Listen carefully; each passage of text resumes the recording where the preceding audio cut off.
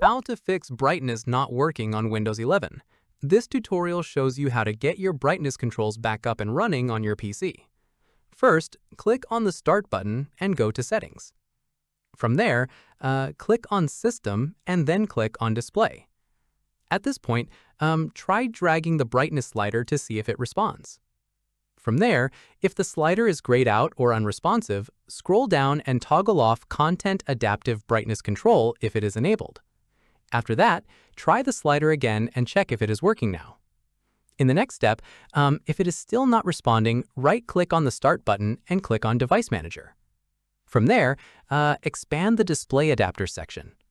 Right-click on your graphics driver and click on Uninstall Device.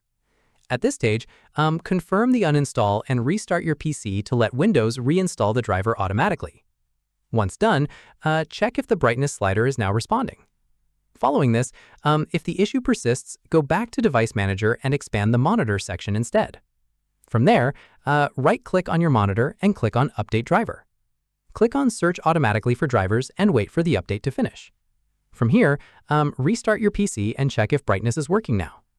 After this, if it is still stuck, open the Start menu and search for CMD. Right-click on Command Prompt and run it as administrator. Type in powerconfig/restore default schemes and press Enter to restore your default power settings. Keep in mind, if you are using an external monitor, the brightness cannot be adjusted through Windows settings. Use the physical buttons on the monitor itself instead. Give it a like, subscribe for more Windows tutorials, and tap the bell icon for updates. See you in the next one.